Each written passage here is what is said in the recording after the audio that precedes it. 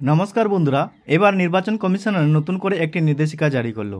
এবার নতুন করে যারা ভোটার কার্ড তুলবেন কিংবা যাদের অলরেডি ভোটার কার্ড আছে সবাইকে এবার নতুন করে একটি ডিক্লারেশন ফর্ম জমা করতে হবে। এই ডিক্লারেশন ফর্মে কি আছে, আপনি ভারতের নাগরিক কিনা তা প্রমাণ করার জন্য 3টি অপশন দিয়েছে। আপনি যে ভারতের নাগরিক তা প্রমাণ করার জন্য এই ডিক্লারেশন ফর্ম আপনাকে জমা করতে হবে।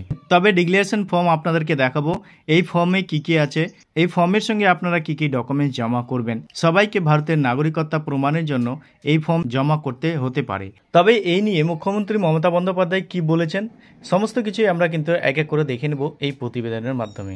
দেখুন, এখানে বলা হচ্ছে সামনেই বিহারের বিধানসভা ভোট, আর তার আগেই নির্বাচন কমিশনারের ভোটার তালিকায় সার্বিক সংশোধনের কথা জানিয়েছে।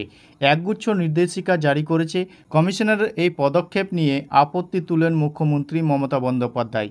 তার দাবি, বিহার বাহানা, কমিশনের আসল নিশানা বাংলা। কমিশন জানিয়েছে, নাগরিকত্বের সুনির্দিষ্ট পরিচয়পত্র ছাড়া ভোটার তালিকায় নাম তোলা যাবে না। এছাড়াও 2003 সালের ভোটার তালিকায় যাদের নাম ছিল না তাদের জন্মস্থানের প্রমাণ্য নথি জমা করতে হবে। শুধু তাই নয়, সকলকে ভারতের নাগরিকত্বের সেলফ অ্যাটাস্টেড ডিক্লারেশন জমা দিতে হবে বলেও জানান কমিশন। পাশাপাশি কমিশনের নির্দেশ অনুযায়ী 1987 সালের 1 জুলাইয়ের আগে যারা জন্মগ্রহণ করেছেন সে ভোটারদের জন্ম তারিখ ও জন্মস্থানের প্রমাণ্য নথি দাখিল করতে হবে।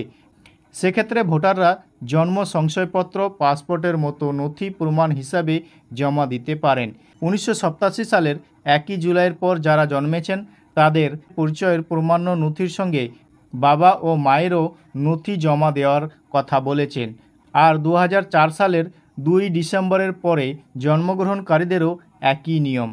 তো দেখতে পাচ্ছেন নির্বাচন কমিশনের কিন্তু এই নিয়মগুলি নিয়ে মুখ্যমন্ত্রী কি আলোচনা করেছেন বা কি বলেছেন, তো আপনারা সমস্ত কিছুই দেখতে পাবেন। দেখুন, এখানে বলা হয়েছে নির্বাচনের এই নিয়মে আপত্তি তুললেন মমতা। তার দাবি, বিহারের নাম করে কমিশন বাংলাকে নিশানা করতে চাইছে, কারণ বিহারের সরকার বিজেপি, সেখানে কিছু করবে না। ওরা আসলে বাংলা এবং পরিযায়ী শ্রমিকদের নিশানা করছেন। বিজেপি যা বলছে কমিশন তাই করছে। ওরা আসলে ভয় পেয়েছে মুখ্যমন্ত্রীর কথায়। রাজনৈতিক দলগুলির সঙ্গে কথা না বলে নির্বাচন কমিশন কখনোই এটা করতে পারে না। আমাদের গণতান্ত্রিক দেশ, এখানে যুক্তরাষ্ট্রীয় শাসন ব্যবস্থা রয়েছে। এখানে রাজনৈতিক দল বা নির্বাচিত সরকার কখনোই কৃতদাস নয়। নাম না করে কমিশনকে বিজেপির প্রচারক বলেও কটাক্ষ করেন বাংলার মুখ্যমন্ত্রী। তারপরে বলেছেন, দলীয় বুথ স্তরের এজেন্টদের তথ্য চেয়ে কমিশনের চিঠি নিয়েও আপত্তি তুলেন মমতা। তৃণমূলের সর্বসমন্বয় নেত্রীর প্রশ্ন, কেন আমি আমাদের দলের বুথ স্তরের এজেন্টদের তথ্য দেব? আমি কেন তার গোপনীয়তা জানাবো? একই সঙ্গে সমস্ত রাজনৈতিক দলকে আহ্বান করছেন একজোট হয়ে এই বিষয়ে আপত্তি জানাতে। মমতার কথায় এটা মারাত্মক। তার দাবি, 1987 সালের আগে যারা জন্মগ্রহণ করেছেন তারা ভারতের নাগরিকত্ব নয়। 1947 সালে ভারত স্বাধীন হয়েছে। কেন 1987 থেকে 2004 সালের মধ্যকার সময়কে নিশানা করা হচ্ছে তা বুঝতে পারছি না। তারপর হচ্ছে মমতার প্রশ্ন, তরুণ প্রজন্ম যাতে ভোট না দিতে পারে সেই কারণেই এই নিয়ম। গরিবেরা কিভাবে বাবা মায়ের সংশয়পত্র পাবেন? এটা কি এনআরসি? এইভাবেই এনআরসি চালু করার চেষ্টা হচ্ছে কি উদ্দেশ্য তাদের তা পরিষ্কার করে জানাক। এটা কি হচ্ছে দেশে? আমি কমিশনকে অনুরোধ করব নির্দিষ্ট গাইডলাইন মেনে ভোটার তালিকায় সংশোধন করুক, যাতে কোনো ভোটারদের নাম বাদ না পড়ে। আমাদের তাতে আপত্তি নেই। মমতার অভিযোগ, রাজ্যের বাইরে লোক দিয়ে ভোটার তালিকা ভর্তি করার চেষ্টা চলছে। কমিশন কখনোই করতে পারে না, আবার নতুন করে ভোটার তালিকা তৈরি করবে। কমিশনের সিদ্ধান্ত নিয়ে মমতা বললেন, এতে অনেক ঘাপলা আছে, দুর্নীতি রয়েছে। তৃণমূল দলীয়ভাবে কমিশনের এই সিদ্ধান্ত নিয়ে অবস্থা জানাবে বলে মমতা জানান। একই সঙ্গে এ নিয়ে ভবিষ্যতে তৃণমূল আন্দোলনের পথে হাঁটতে পারে বলে জানিয়ে রাখলেন তিনি। তো এই নিয়ে মুখ্যমন্ত্রী কি বলেছেন সেটাও আপনারা কিন্তু দেখতে পাবেন। দেখুন, ইলেকশন কমিশন থেকে দুটো লেটার আমাদের কাছে তো এসছে, না চাইলে অন্য পলিটিক্যাল পার্টির কাছে ডেফিনেটলি যাবে বলে আমি আশা করি। যদিও এটা বিহারকে কেন্দ্র করে এটা দিয়েছে, কিন্তু it will be applicable for all through out the country, সেটাও বলে দিয়েছে। আমাদের যেটা দেখছি খুব আপত্তিজনক ডিক্লারেশন ফর্ম করেছে একটা ভোটার লিস্টের নাম তুলতে গেলে। সেটা কি? দেখুন, আই এম অ্যাবভ 18 ইয়ার্স, সেটা তো ঠিক আছে, সবাই আমরা জানি 18 বছরের ভোটাধিকার, সেটা নিয়ে আমার কোনো কোশ্চেন নেই। কোশ্চেনটা হচ্ছে বলছে অ্যানেক্সচার ডিতে declaration form, I was born in India between 1/7/1987 and 2/12/2004, মানে 1947 সাল থেকে কোনো কাউন্ট হবে না। আমার মাথায় কিছু ঢুকছে না। Maybe I am very much ignorant. I do not know anything about it. We are very full people. Maybe I don't understand why declaration form. The Election Commission has given this guidelines that I was born in India between 1/7/1987 and 2/12/2004.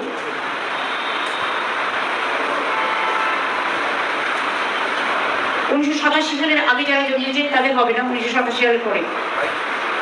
1987 সালের আগে থেকে between 87,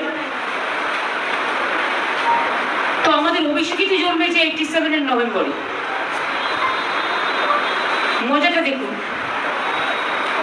so far I know 7 November Kali পুজোর সময় আমরা দেখি, সেখানে তাতে বলছে ডকুমেন্ট যেগুলো দিতে হবে, provide any document for father from the list given below establishing date of birth and or place of birth. Provide any document for mother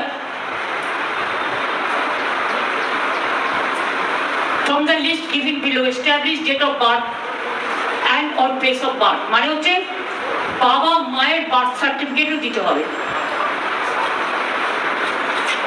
এটা কি হচ্ছে? আর বাড়ি টু বাড়ি ফুল এনুমারেশনের নামে দিস ইজ আ ডকুমেন্ট, আপনারা খুঁজে নেবেন। আমি এর মধ্যেই ফোন থেকে বের করলাম, যেটুকু টাইম পেয়েছি স্টাডি করেছি, আমার পার্টি পরে আরো ডিটেলস বলবে। This is the document declaration form by the election commission. তো আপনারা দেখতে পাচ্ছেন এটি একটি ফর্ম, যে ফর্মে আপনাদেরকে ডিক্লারেশন দিতে হবে। দেখুন এখানে বলা হয়েছে ইলেক্টর নেম, তো আপনারা এখানে নাম, এপিক নাম্বার অর্থাৎ ভোটার কার্ডের number, address, serial number, part number, আপনার অ্যাসেম্বলি আপনারা এখানে এই স্টেট আপনারা বসিয়ে দেবেন। তো দেখতে পাচ্ছেন আপনারা এখনকার বর্তমান ফটো আপনারা এখানে বসাবেন।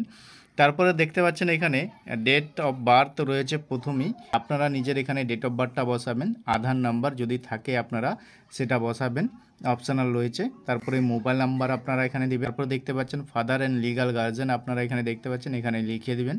তারপরে এপিক নাম্বার অর্থাৎ গার্জেনের এপিক নাম্বার যদি থাকে তাহলে আপনারা দিবেন। ইফ অ্যাভেলেবেল দেখতে পাচ্ছেন, যদি থাকে আপনারা সেটা দিবেন, অর্থাৎ ভোটার কার্ডের নাম্বারটা।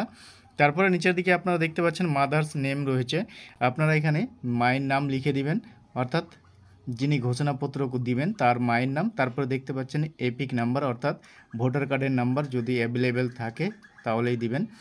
তারপর রয়েছে স্পাউস নেম, অর্থাৎ যদি কোনো মহিলা আবেদন করে তার স্বামীর নাম এখানে লিখে দিবেন, তার ভোটার কার্ডের নাম্বার আপনারা এখানে দিয়ে দিবেন। তারপর রয়েছে নিচের দিকে ডিক্লারেশন। তো দেখুন এখানে যে ডকুমেন্টসগুলোর কথা বলা হয়েছে, এই ডকুমেন্টসের জন্য নতুন একটি ভিডিও নিয়ে আসবো, আপনারা কিন্তু চ্যানেলে লক্ষ্য রাখবেন, নতুন একটি ভিডিও আসবে এর জন্য। যে ডিক্লারেশন ফর্মটি আপনারা দেখতে পাচ্ছেন এটি শুধুমাত্র বিহারের জন্যই বর্তমানে চালু হয়েছে, ধীরে ধীরে হয়তো পশ্চিমবাংলাও কিংবা সারা দেশে এই ডিক্লারেশন ফর্ম কিন্তু শুরু হতে পারে। তবে আপনারা নিজের মতামত কমেন্ট সেকশনে অবশ্যই কমেন্ট করবেন।